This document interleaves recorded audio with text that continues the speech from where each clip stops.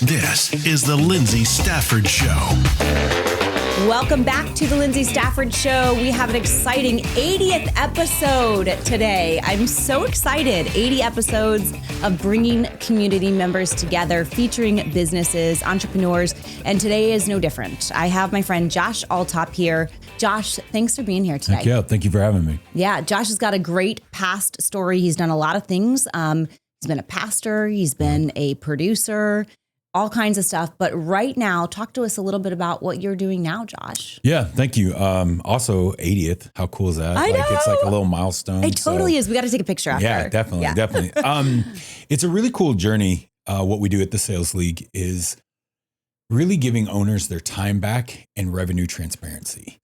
And I never sought out to do this. You know, I spent 25 years in the music industry, drumming and producing and making records. And I tell people I went from producing records now to producing people. And I really, really love it because at first it started out I'm going to help these business owners. We're going to, a lot of the business owners that we help, they're online. So they have either a remote sales team, they're doing something that is an online, wealth management, CPAs, tax advisors, coaches, consultants, agencies, and they're wanting to scale and grow, but they have to remove themselves as the bottleneck. So a lot of times they're founder-led, still doing the sales, and then they'll hire a setter, an SDR, or somebody like that. And then they want to move on to the next thing, but they don't actually know how to recruit, train, hire, onboard staff. They don't know how to do anything or manage really at that. I mean, as you know, most visionaries aren't the best with details. So that's kind of, it birthed out that way. It's just me and my business partner, Jake Grant. We just were like, hey, I'm helping this one business. You want to help me help them? I was like, yeah, let's do it. Let's have fun. Let's see what happens.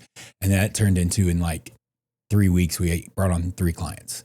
And so then that started snowballing and just bringing on more and more clients. So I love it. Now that's what we're doing as a sales league. We're just literally helping businesses grow and scale in a way where it's from a place of health. Because there was one time when we actually grew and scaled business. They were doing about, something small, 20, 30 grand a month. And we took them to 400 grand a month in 4 months. But we broke them because they were operating at horrible profit margins. There was, they had cost of goods and it was an actual product and it just was not beneficial for them. And that's when I learned very quickly. I was like, oh, you can scale and it not be good. Yeah. and maybe that's not scaling. Maybe that's called something else, but I've learned very quickly, you have to do it in a way that's actually beneficial for the business.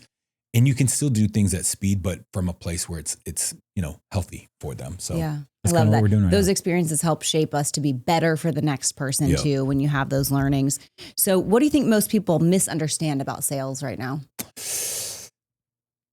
The guy who's got just the ring of hair around the side and he's bald on top and Or there's a comb over, Yeah. plaid pants, Yeah. bad shoes, shirt too tight. Yeah. Yeah. Jim's like, what about me? No, Yeah. that's not you. Yeah. They have that look. The misconception about sales is the bad experience that they once had. Mm-hmm. Or that somebody else had. And so they have a bias to, that is what sales must be. I.e., how many jokes do we make about lawyers? Right. I have a great lawyer.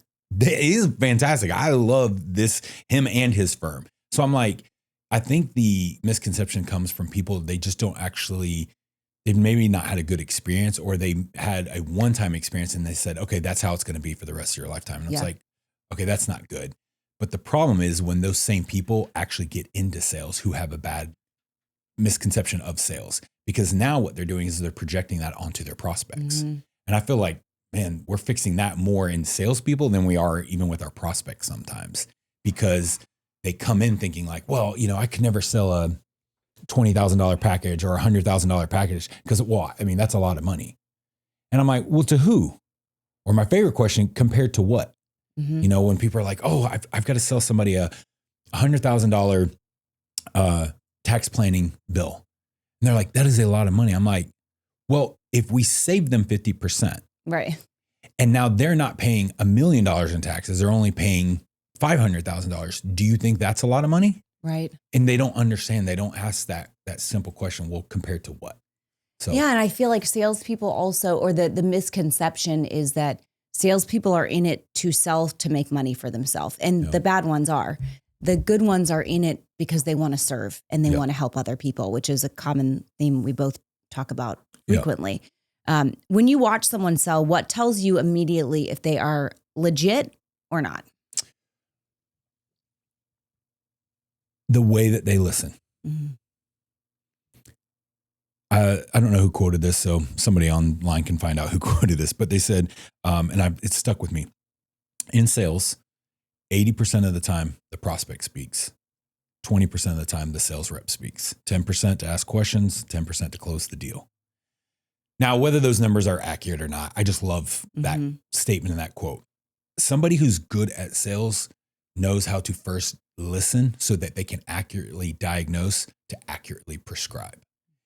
And so when I get, we probably do 300 interviews a month right now for sales reps.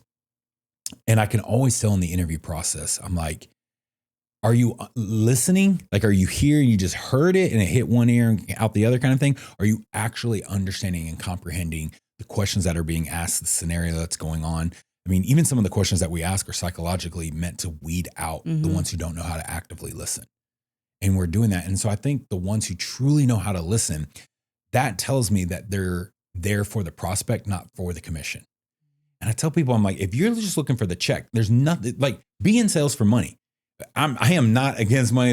Money's not the problem. You are the problem of how you use money. Right. So money's not the problem. I feel bad. Money gets a bad rep. It's well, as the ancient text says, it is your love for money, not money itself. So I don't have an issue with people wanting to make a check.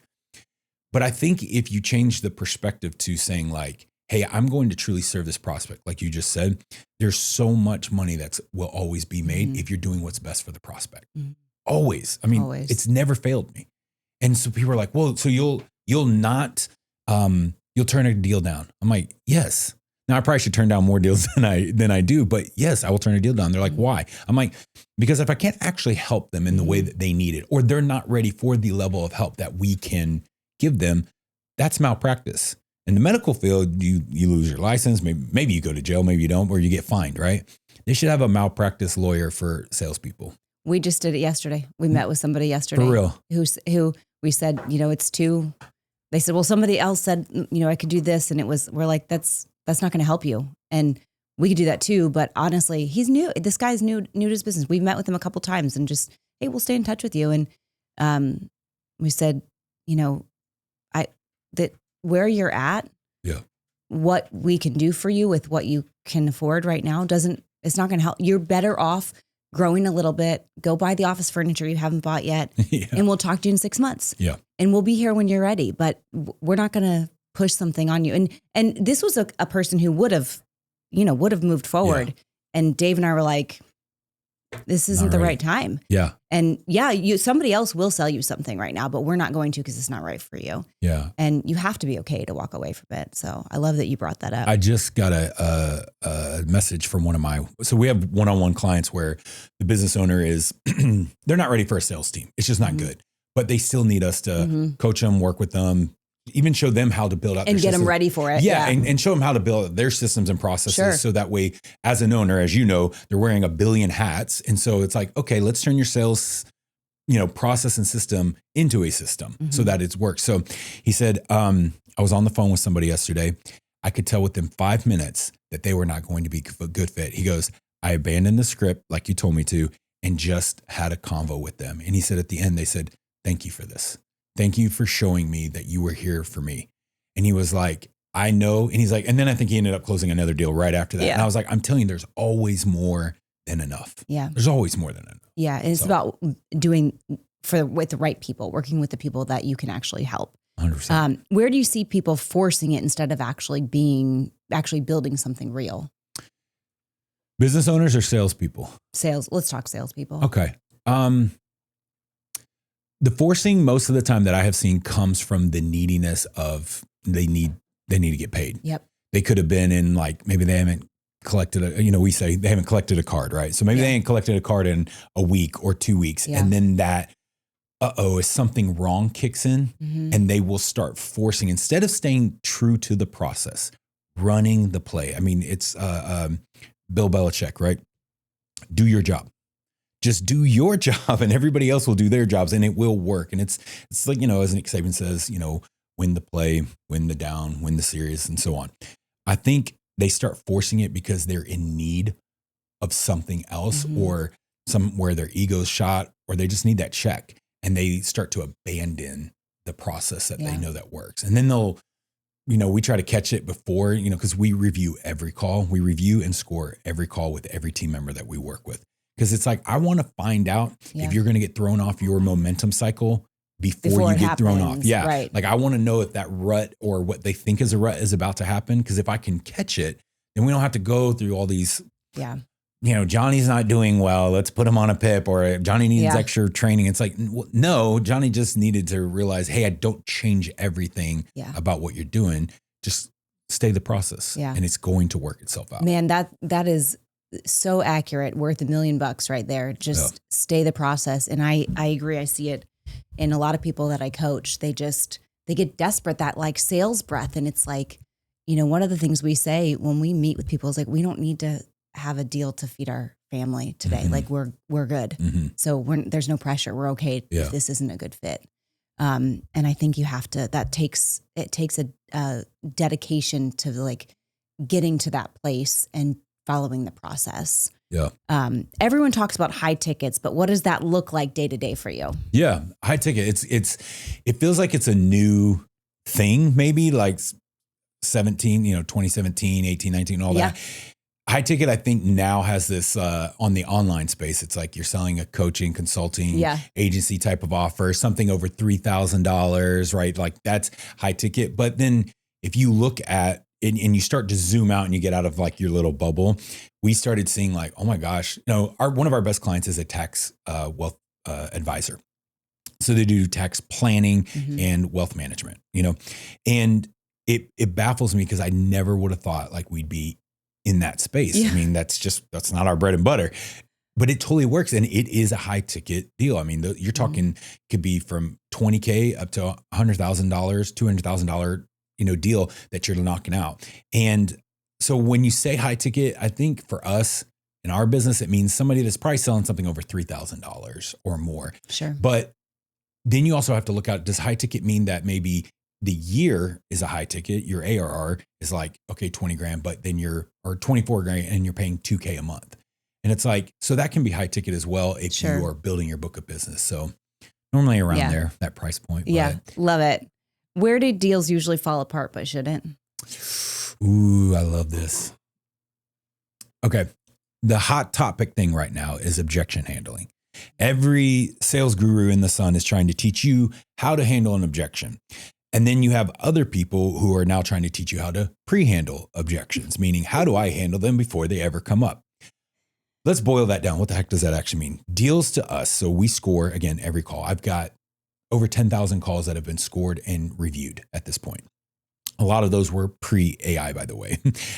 AI is just making us faster at it now. Yeah, exactly. But where it normally happens is because they actually didn't do their job in the diagnose phase. So we look at the sales process as you have your intro or a sales consult. Let's just say a sales consult. You have your intro, your diagnose, your tempo shift, your prescribe, and your close. In the diagnose phase, you're basically trying to understand, does the prospect have a problem that I can solve? Is the prospect open to getting help solving said problem? And is the prospect qualified? Are they the decision maker? Do they have the finances? Is this a now thing for them? Meaning like I have, I cut off my hand. I now have a new pain point and a problem that must be solved immediately. So in the business world, do they have something like that? Where the deal is falling apart is because they are so quick to say, I'm going to show you value, benefits, structure. And they think that the prospect wants to be wowed by education. And I don't think it's wrong to have info, but I don't think that's why people buy. It's just not been my experience to date so far. Every decision is both emotional and logical, right? So when they're making that buying decision, I think what gets them to that buying decision is they know, like, and trust you. They believe that you have the solution to whatever it is that their problem that they're solving or outcome that they're chasing down. And they believe that the cost of inaction outweighs the cost of action. If we don't diagnose to truly find those things out, then I think that's why deals fall apart and why objections come up. Now, you could have an amazing diagnosis section, and you could have gotten what we call the 5 anchor points: outcome, obstacles, timing, finances, and decision maker. You can crush all 5 of those and then go through it. And an objection still might come up. Well, why is that? Because you have a human who has to make a decision that they're not comfortable with. We have these things called the 3 rules of sales. I did not come up with them. Somebody else did, but I loved them. So I just was like, great, I'm going to keep those. Implement these. I'm going to implement them. They're awesome. Rule number 1, always do what's best for the prospect. Rule number 2, what's best for the prospect is always outside of their comfort zone. And rule number 3, the prospect will fight like hell to stay inside of their comfort zone.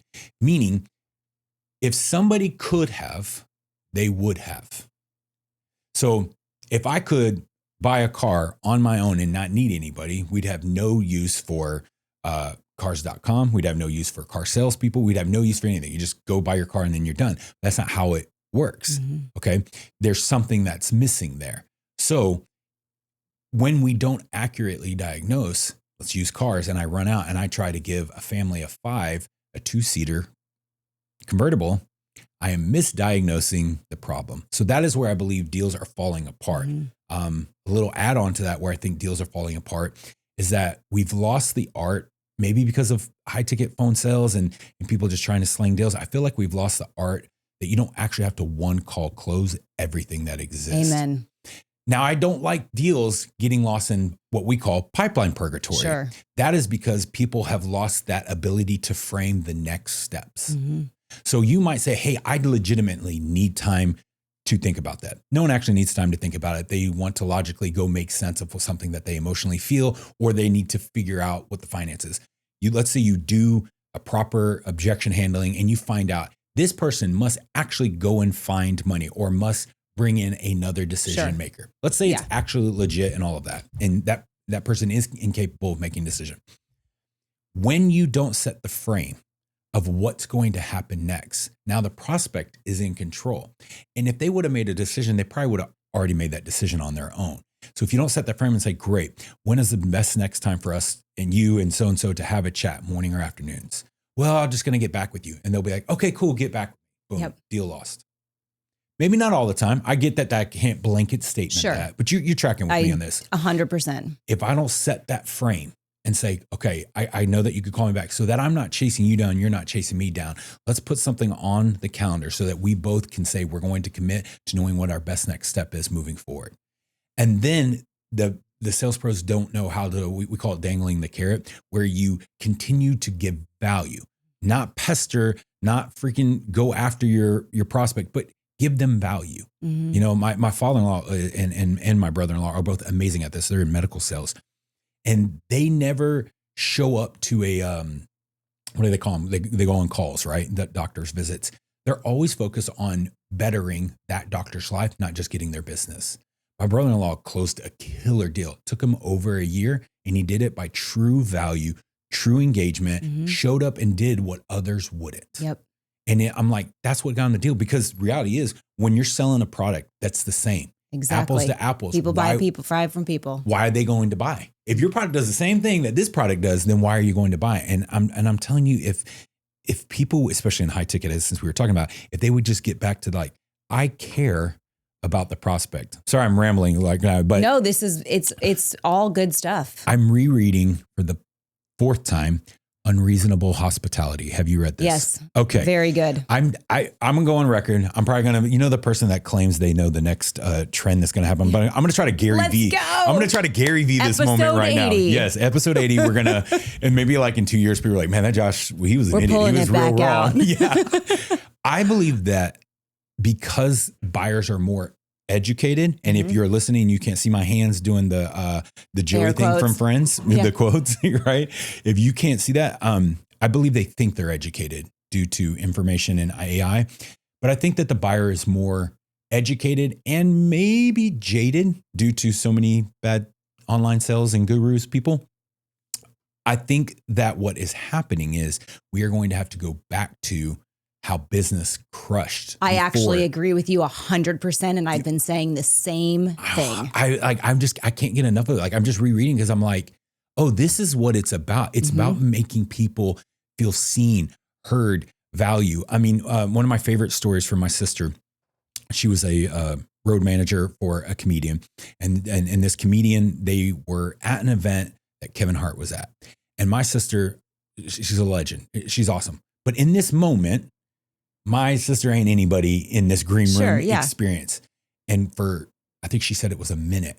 Kevin Hart, when he walked up to her, shook her hand and talked to her for a minute. And she's like, that minute, no one else was in the room. Mm-hmm. And she was like, I didn't care what he said. I was just impressed at his ability in a room full of important people, right? Everyone's there. It's crazy. It's bustle and hustle. For a minute, she was the only person that mattered. And she's like, then I watched him do it over and over and over. I'm like, that's a masterclass in truly making people seen, feel, heard, known, loved, valued, all of them, right? All of it. It's so much value. So that's why I think deals, in my long answer, I think that's why deals are missing. A, misdiagnosed, and then B, they don't know how to make the prospect feel like they actually matter. Well, and the lack of listening is what leads to the misdiagnosing, right? Mm-hmm. Because you just want to go in and show what you have or sell your product or whatever it is versus just get to know the person. And actually, to be transparent, when we sit down with people, we don't ever like sit down like we're closing this deal. It's never. It's like we just want to get to know the person. And I don't know if it's going to fit or not. Mm-hmm. But everyone we sit down with, we add value. We try to, and we are added value if it's somebody that we've chosen to sit down with. There's a reason for that, and I think the human touch has gone so far out the window because of AI and social media and all the things of technology. And I agree. It's almost like my mom said to me the other day. This was such a random Jan comment. She goes, malls are getting popular again. And I was Wait, is this true though? I don't know. This is what she said to me. I was like, we need to study on that. Really, Mom? She's like, yeah, it's cool to go to the mall again. And I'm thinking, okay, well. My 13-year-old daughter wants to go to the mall nonstop right now. Okay. And I think I had said this for a while, actually, when I was in retail for 20 years. Mm-hmm. And I was in retail as retail started to go from we had A, B, C, D malls. And then it was like the big companies, Nike, Eagle that I was working for, were closing the D centers, closing the C centers. Only the A and B centers were around. And I think that's the right move. But I watched it and I said, people will come back because they want that in-person experience. And they want someone who can look at them and say, let me help you find what you're looking for and not just hit a button on a screen. And I think sales is the same way. It's like, it's not sales, it's relationship building. Mm-hmm. It's building relationships to figure out how you can serve that person. Mm-hmm. And anyways, I'm going to ask you some more questions instead of continue to talk, but I love what you're saying. I'm totally with you. We're on the same wavelength and we'll talk more over our dinner when we get our spouses in that room with us. So what's something in a sale that you do in a sales conversation that most people wouldn't expect? Dance. Oh, okay. No, are you a that's dancer? not true at all. Okay. No. Wait, I take that back. I did take ballroom and salsa dance lessons for a long time. That's amazing. Because I was always trying to figure out, I was like, listen, I know that whatever wife I get, she's not getting much here. So I'm going to really just add on some bells and whistles and see what I can do for her. So I would take like salsa dance lessons or ballroom dance lessons. Do you do it now? No. I mean, I'd be down if she wants to go, but she's not interested. I mean, she probably wants to go line dancing or she wants to go back to old Billy Bob's where we're from and just, do some two-stepping or something. Whatever. I'm game. I'm always down. But no, your question, what do I do that's different? Yeah. Or that would be surprising. I don't know is my honest answer. I think I'm still trying to codify that. Mm-hmm. I had such a high close rate when I was in full-time sales nonstop. And I was like, I know I'm saying the same thing as these three guys. Why am I closing more deals? My wife will tell you that she just believes that I have unmerited, unbelievable favor of God on my life. I would rather accept that than think that I probably have something cool that I do. But I would say maybe what I do, the only answer I have so far is this. I think I care so much about that person winning that I will say and do whatever needs to be said. I don't care if they hate me. I don't care if they yell at me. I don't care if they think I'm the worst person. But if in the heart of my heart, I'm like, madam or sir or whomever, you need to hear this Yeah. because for 3 years you have been stuck doing X, you've tried B and it's not worked. And everyone keeps telling you the same old answer. Guess what? I'm not doing that because I believe I have a moral obligation to do what's best for the prospect. Love that. I do, because at the end of the day, money's going to come, money's going to go. Best advice my dad ever said is like, tighter you hold on to money, the less you have. Yeah. So just keep open hands. I was like, all right. So now that I'm going to live by that, that means whatever needs to be said in that moment. Now, I've got to have extreme ownership and make sure that I have the right tonality, the proper brevity, and the cadence. I need to make sure that I'm always doing it from a place, because there are some people that need a good old, what we call a dad whooping. And I don't know what the rating of the show is, but I'll just keep it there. But they need a dad whooping. And they used to say that because I was in a sales pit with a bunch of young bucks. And they'd always be like, oh, Josh's dad spanking this dude right now. But I would literally, I'm like, you need to hear this, because if you continue on the same path and trajectory that you're on, 6 months, a year, 10 years from now, you're going to have the same thing, if not worse. Yeah. So far be it from me to not at least tell you the truth. But I think the reason why I can do that, and I don't destroy people, I don't tear them down, I'm always trying to call them up. And people are like, that's a sales call. Why are you doing all that? Because I believe if they're going to make a buying decision, it needs to be for some type of ROI. Right. Somebody said this past week at an event I was at, an ROR, a return on relationship.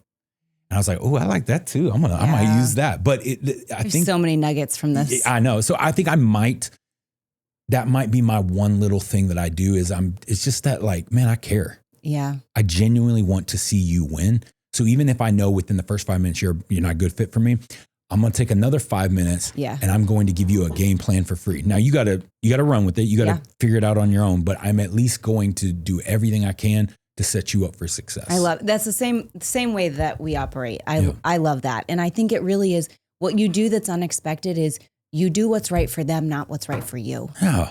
And that is what people don't expect in a sales environment. But when you teach your people to do that and you lead that way and you just do what's right for the person on the other side of the call or the screen or the table, it not only is it more pleasant for everybody, you feel good about the work that you're doing, but also you're not attached to the outcome. Yeah. You're attached to the outcome for them, not the outcome of what they decide to do or not to do with you. We have 100+ hours of training videos.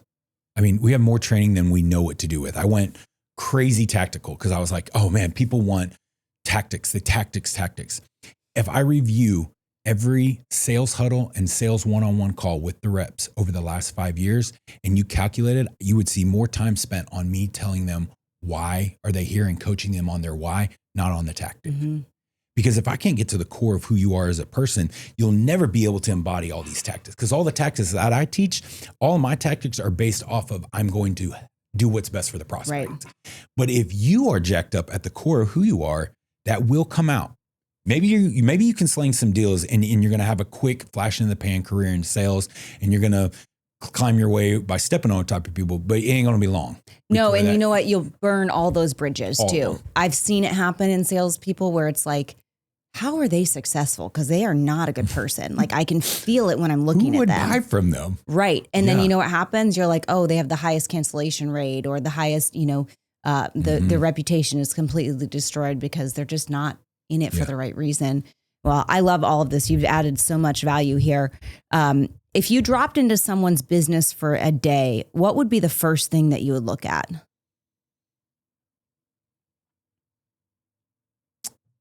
The leadership and the relational equity that the leadership has with the reps.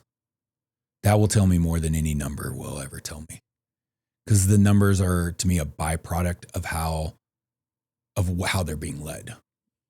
You know, we walked in, I had another guest today, Andy Scoggins, owns StormGuard, and he's one of our clients. Super great guy. And the first time we met with him, the first time we met at his office, we had met with him before. We walked into his office and, I've got a retail background. I just talked about this on his podcast. I got a background in retail. And, when you manage stores, so think about, 15 stores across states, same company. Ideally, you'd walk into every store. Let's just say, Nike. and they got the same stuff hanging in the back room, same policies and procedures, same setup, same floor set, right? The store's slightly different, but overall, it should be 90% the same as every other store. Yeah. And you know what you can feel the difference in? I can tell instantly when I walk in. It drives my kids crazy.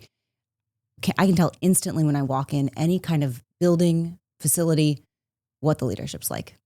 Mm-hmm. It doesn't take me more than a couple minutes to say, I know how this place is run. And it's little things. I mean, it's too much to list, but you just feel it. You can feel it with the people. When I walked into StormGuard, and I remember just, gosh, this place is amazing. And it wasn't just that it was a beautiful office, but it was intentionally built for the team. Mm-hmm. And he's got this great retention of his team. The business is exploding because of the leadership, right? And you're right. You look at the leader, the person who's leading the ship, you know what that culture is and you know what the results are because of that person. Yep. It's undervalued, I think, in the world. Massively. I mean, we have this little joke now when we go to restaurants. My son, he's absolutely brilliant, but I have trained him so much. He was golfing with you? Yes. Yeah. I've trained him so much that he'll say, yeah, Dad, I'd say maybe a 7 to 10 on the customer service here. He's like, we we'll walk score in. Everything too. Bro, he the way that they put the water down, he'll say, yeah, Dad, I don't know. But now we have this joke because he loves Gordon Ramsay. And so we always pretend we're British. And he'll go, what a shame. What a shame. And so we just laugh about it because we're like, I've trained him. I'm like, and Allie's like, are you, my wife, she's like, are you worry that we're teaching him to be like maybe too highbrow or complain? I said, no.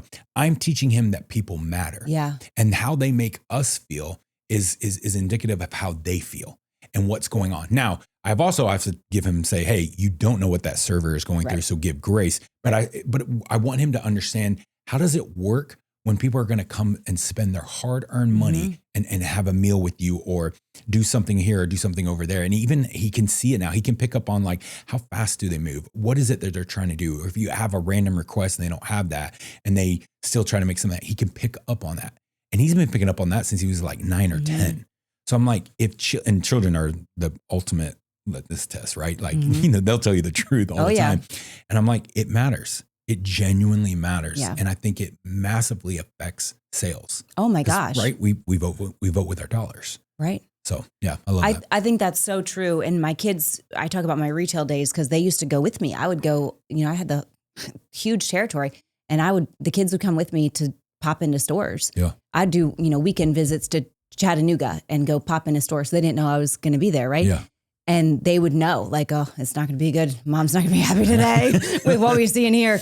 And you just feel it. So we have such a habit of going to the same places, restaurants and things like that, because of the service that we know we're going to get. And it doesn't take a lot to change that. You can really tell what the leadership is like based on the experience that you have shopping somewhere, dining somewhere. And back to your point earlier, I actually think that we got away from this, like, take care of your people environment in restaurants and in retail as technology increased. And I think we're going to have to go back to it. I really believe that the people that perform the best are going to be the ones that go back to really taking care of their people. I think it's why you see a rise in events, live events. I mean, 2020, no matter what side of the coin you land on or whatever, there were things that I could say in my family that was positive because of what happened, like things that we got back to core things that mattered.